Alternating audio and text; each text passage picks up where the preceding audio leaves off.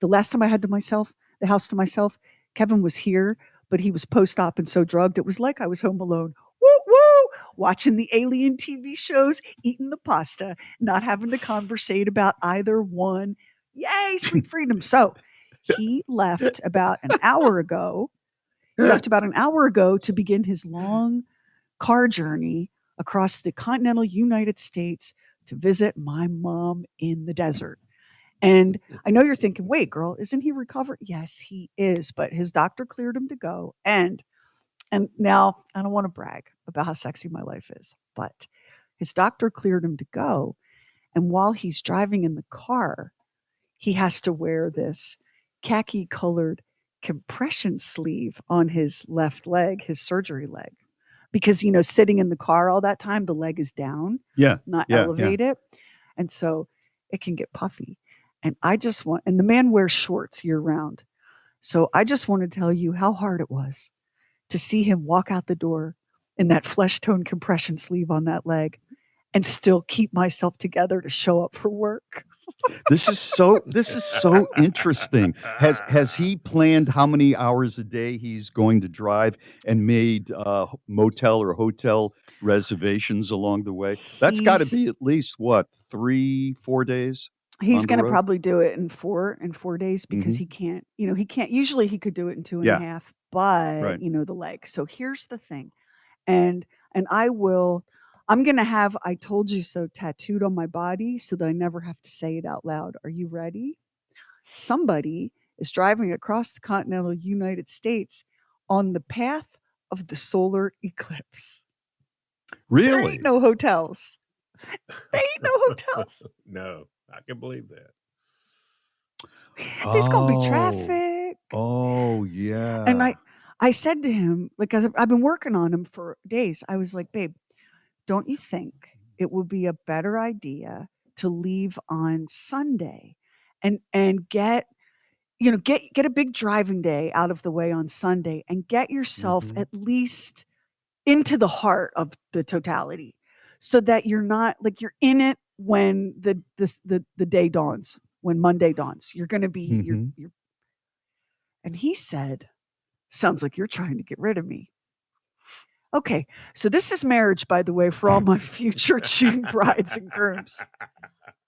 Well, I'm just the over, way yeah, you opened up dancing, well, of course. I solo mean, there. yes, of course, I'm trying to get rid of you. I want to finish Three Body Problem on Netflix, and then I want to watch that other German show about the aliens coming, and I can't do that in peace with you going, "Well, this is stupid." I can't do that, and I also want to just eat pasta and not have to talk about carbohydrates. Like but I also know that states in the path of the totality are declaring emergency, like literal states of emergency, Oh advising yeah. residents to like gas up their cars and stock up on food and water because the traffic is supposed to be so insane.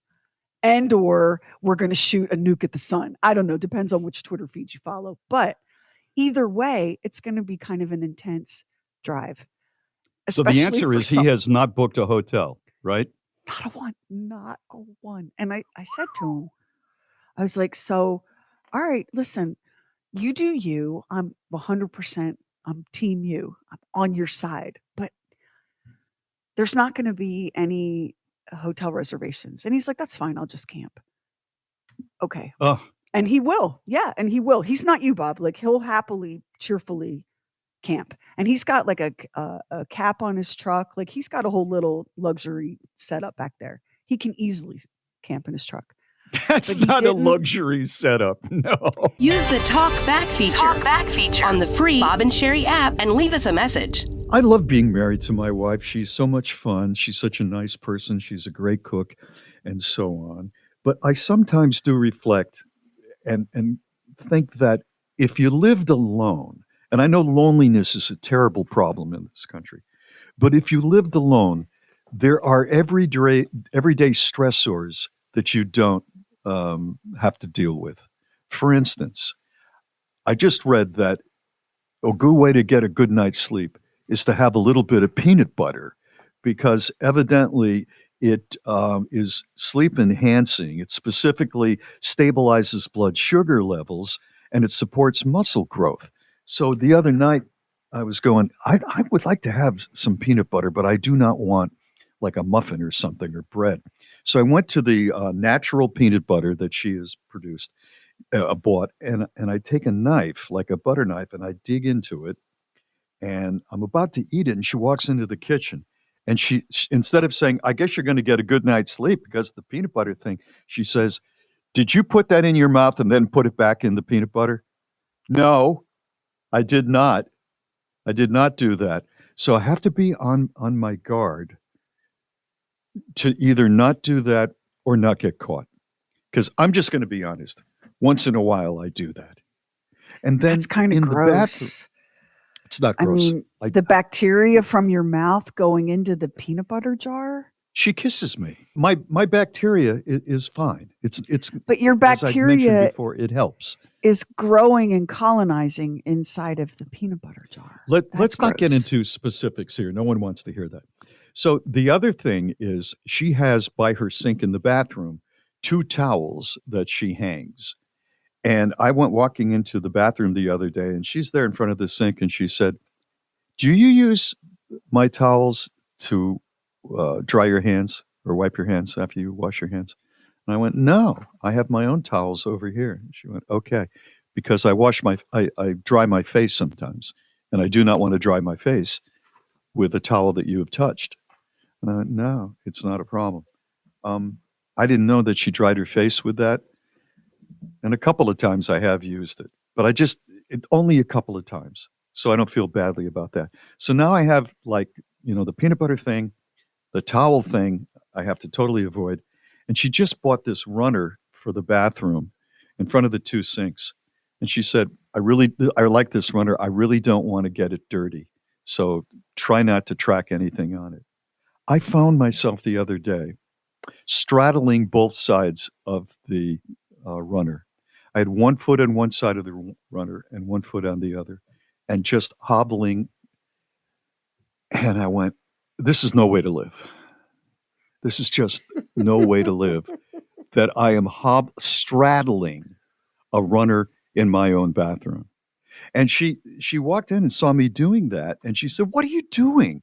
I said, "I don't want to get any dirt on this thing." She said, "That's ridiculous, Bob. I'm not that bad with it." I've got to be honest, she is. And so now I don't straddle it, but every time I walk on it, I look for little specks that I might have left. If you live alone, you could bring in dirt from the outside and throw it on the runner. Nobody says anything. Now, there's a downside. As I mentioned, I would be without this wonderful creature and probably starving to death. But I have to look for these mines, these minefield explosions all over my house all the time now. And don't get me started on the linen couch. Well, the rug, I mean, that's supposed to be walked on, so that I hear you. The peanut butter is a problem for me. Now, it'd be one thing if you were, drying off your booty with her face towel. I can see that as a problem, but I'm real on the peanut butter. Like, I cannot believe you do that. You would be so judgmental if anybody else did that. That is so gross. Like, I'm sitting over here just like I don't tied share up it. in knots of grossness. I don't share it with anyone but her, Yeah. I mean, we kiss, right? What's the difference? The difference is you're you're introducing bacteria into a food product that is not going to be heated nor refrigerated. So It's it's my just bacteria.